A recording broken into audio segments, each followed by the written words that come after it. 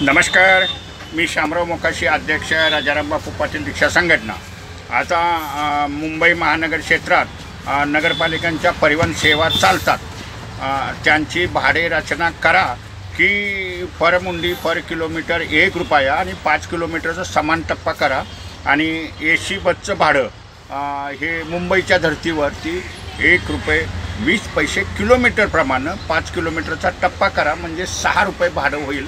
असे 5 किलोमीटरचे टप्पे मीरा भाईंदर नगरपालिका परिवहन सेवेचे करा, ठाणे महापालिका परिवहन सेवेचे करा, नवी मुंबई महापालिकेचे करा, कल्याण डोंबिवली महापालिकेचे करा आणि वसई विरार नगरपालिकेचे करा। म्हणजे लोकांना सहज जलद गतीनं ही सेवा किफायतशीर दरात घडेल। ह्या शासनाच्या सेवा आहेत आणि ह्या जबाबदारीनं सेवा चालतात। प्रवाशांच्या सुरक्षतेची सुद्धा काळजी घेतली जाते। तरी मुख्यमंत्र्यांनी जी 2019ची एक आदेश सूचना होती, कमाल आणि किमान ही जी भाडे अधिसूचना आहे ती तात्काळ रद्द करा आणि समान भाडे रचनेची अधिसूचना काढा आणि ती 70 किलोमीटरपर्यंत ह्या बस जातील। अशा पद्धतीनं 20 टप्प्याची ही जर अधिसूचना काढली तर लोकांना म्हणजे मुंबईच्या बससुद्धा वज्रेश्वरीपर्यंत जातील, विरारपर्यंत जातील, इकडे कल्याणपर्यंत जातील, कर्जतपर्यंत जातील किंवा विरारची बससुद्धा मुंबईत येईल। त्याच्यासाठी शासनानं हे तात्काळ सूत्र बदलावं आणि सार्वजनिक वाहतूक व्यवस्था सक्षम, गतिमान, किफायतशीर, दर्जेदार ही करावी, अशी मागणी आपण सतत लावून धरलेली आहे। आणि आत्ता बी आम्ही पत्र दिलेलं आहे आणि हे भाडं वाढवायचं अधिकार जे आहेत ते तुम्ही राज्य परिवहन प्राधिकरणाला द्या।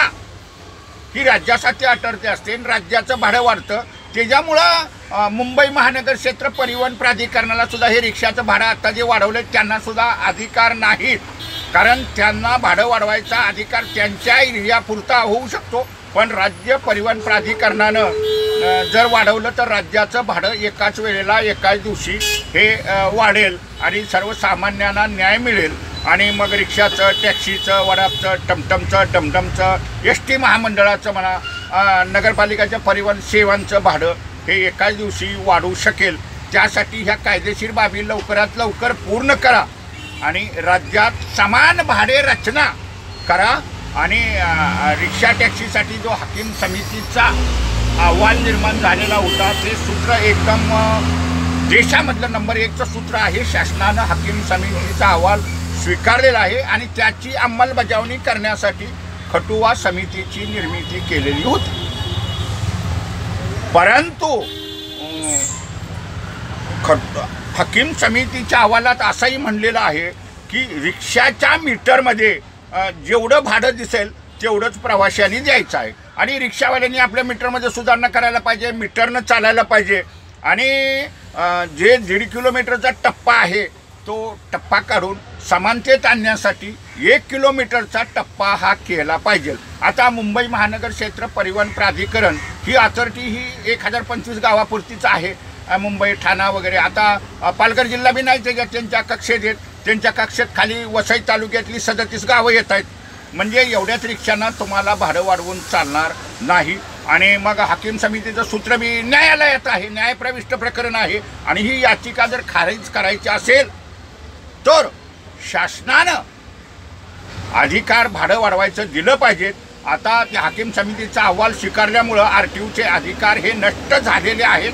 RTOना भाडं वाढवायचेच अधिकार नाहीत। एक तर मग शासनानं भाडं वाढवायचं म्हणलं तर शासनानं अधिसूचना काढून महाराष्ट्रातील RTOना आदेश द्यावे लागतील किंवा राज्य परिवहन प्राधिकरण ही राज्यासाठी एक अथॉरिटी असते, त्यांना तुम्हाला द्यावं लागतील। असा मुंबई महानगर क्षेत्र ही परिवहन प्राधिकरण ही जरी सक्षम अथॉरिटी असली, निर्णय घेण्यास पात्र असली, निर्णय घेऊ शकतात, परंतु त्यांना सुद्धा ह्या मुंबईचं रिक्षा टॅक्सीचं भाडं वाढवायचं अधिकार नाहीत। अहवाल स्वीकारल्यामुळं अधिकार महाराष्ट्रातल्या RTOचे नष्ट झाले पाहिजेत। प्रथम तुम्ही अधिकार द्या कुठल्या तरी अथॉरिटीला आणि मुंबई महानगर क्षेत्र परिवहन प्राधिकरण ह्या अथॉरिटीला अधिकार देता येणार नाहीत, कारण त्यांचे क्षेत्रच मर्यादित आहे। म्हणजे ते पुण्याच्या रिक्षाचं सुद्धा भाडं देऊ शकत नाहीत, अगदी पालघरच्या रिक्षांचं सुद्धा ते अथॉरिटी भाडं देऊ शकत नाहीत. जबरदस्तीनं लोकांच्या गळ्यात मीटर कॅलिब्रेशनचं मारू नका. अंमलबजावणीसाठी जरी 8-15 दिवस वेळ लागला तर लागून द्या, पण कायदेशीर बाबी पूर्ण करूनच तुम्ही भाडं वाढ द्या आणि सगळ्या महाराष्ट्रातल्या रिक्षावाल्यांना द्या. त्यासाठी राज्य परिवहन प्राधिकरणाला अधिकार द्या, ते देतील महाराष्ट्रातल्या रिक्षावाल्यांना सगळ्यांना भाडं, काय समान भाडं पॅटर्न बसलते.